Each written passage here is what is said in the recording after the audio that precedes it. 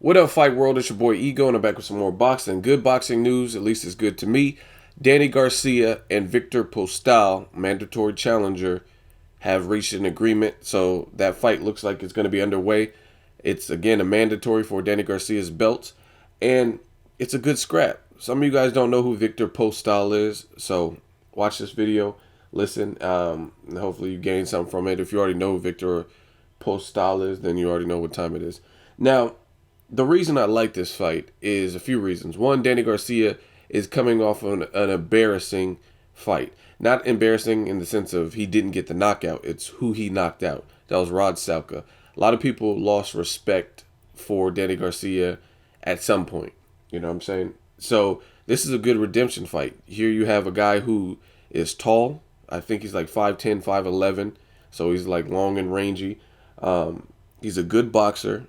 I believe he's sparred with Manny Pacquiao and frequently works with Freddie Roach and his fighters. He's coming off of a confidence-building performance. He stopped Selchuk Aydin. It was on the Juan Manuel Marquez and Mike Alvarado undercard. He stopped him. Now, what some people don't realize in boxing, sometimes you don't just need vicious KO power like a Triple G to get the job done. What I liked about Viktor Postol is he put in work and he won the battle of attrition against Selchuk Aydin. He just gave him no breathing room. He stayed on top of him, used good boxing, made good judgment, and he didn't he didn't give him any space, you know what I'm saying? And once you put punches together and you just keep putting punches together, it takes its toll a lot of times, especially if your opponent's not in shape or if they're not mentally strong, you know what I mean? So I was impressed with him getting the stoppage because, like I said, he just won the battle of attrition. Now, I don't think Viktor Postol is the most dangerous, huge puncher or anything like that, even with a Selchuk Aydin stoppage. But what I like about this fight is there still presents a great level of danger for Danny Garcia, who has struggled with a similar style. And if you look at the Mauricio Herrera fight, which happened right before Selchuk, Danny Garcia struggled. In my opinion, he lost that fight. And Mauricio Herrera is my dude, but this is no bias. I'm telling you like it is. I think he lost. I thought Herrera's jab was key, and it just set up a lot for him. Now, Danny Garcia is going to be facing a guy, I'm not going to say his jab is as good as Mauricio Herrera, but it could be, you know what I mean? Especially if you use Herrera's performance to guide yours, you know what I mean? Use it as the blueprint, so to speak. I mean, the motherfucker's 5'11", you know what I mean? And he's already a good boxer, so it's not like he's a one-dimensional slugger or brawler like Ruslan Provodnikov or something, and then he's trying to implement a jab. He already is a good boxer. So, stylistically, this is not a great fight for Danny Garcia. This is a nightmare. Plus, Postol should have confidence after his last win. Like I said, he won the battle of attrition against a decent name, Selchuk Aydin. Aydin's been beat before. He lost to Robert Guerrero. That was the first person to beat him. He also lost to Soto Caras. But the thing that was impressive is they didn't get the stoppage. You know what I mean? Neither one of those got the stoppage. And then Viktor Postol found it out and figured it out, and he was able to get the stoppage. So I really like this. This is a good redemption fight for Danny Garcia, facing a tough mandatory challenger who presents stylistic issues for him.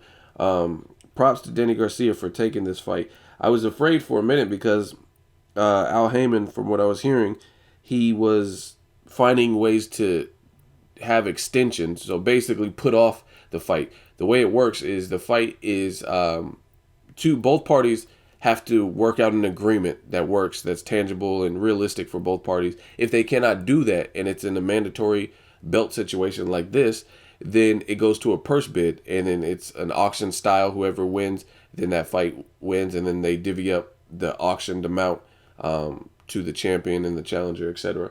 So Al Heyman kept finding ways to push out the dates so it didn't go to a purse bid, but now they worked out a deal. So I didn't know if it was going to happen based on Al Heyman looked like he was buying time. Another thing is just Danny Garcia's recent statement saying that he's going up to welterweight. So I'm like, oh, okay, he's going to leave 140. So kind of makes me question why he didn't go to 147. I mean, them dudes are big up there. There's a lot of talent at 147. So maybe him and his team decided like, hey, let's wait it a while, let your body acclimate a little bit more. You could still technically make 140. There's a lot of threats at 140. Even guys like Sean Porter. If you look at a Sean Porter versus Danny Garcia, that's a motherfucker that's in your face. Kell Brook's big as fuck at welterweight. You know what I mean? So Danny Garcia coming up to face even a guy off a loss like a Sean Porter, it's a very difficult fight for him because Kell Brook won, and I thought he looked solid and composed and stuff like that. But again, he's big. The only reason Sean Porter to me was deterred is because he couldn't really muscle around Kell Brook because Kell Brook is strong. But Danny Garcia, I'd be curious. I'd be really curious to see how he fares against really any of the top level guys. Mir Khan in a rematch at 147. A fight with Robert Guerrero, Sean Porter, Marcos Maidana, Keith Thurman, Pacquiao, Mayweather, any of those dudes. You know what I mean? I'd be really curious to see how he looks up there. But I guess they decided to wait before they pull the trigger, and this fight should be announced shortly. So again, good fight. Viktor Postol, he's under the radar, but he's a good fighter. He's a solid fighter, and I think he can pose some of the same problems that Mauricio Herrera did. So I actually think, even though I just told you I don't think he has the most punching power, I think he might even have more pop than Mauricio Herrera. So it could be an interesting fight, especially if Postol decides to keep Danny Garcia at the end of his jab. Danny Garcia with the shorter arms and stuff, how is he going to do? You know what I mean? This is going to really show me some things about Danny Garcia, what he's learned since the Herrera defeat. Or, in my opinion, it was a defeat, but Herrera win. Let me know what you guys think of this fight.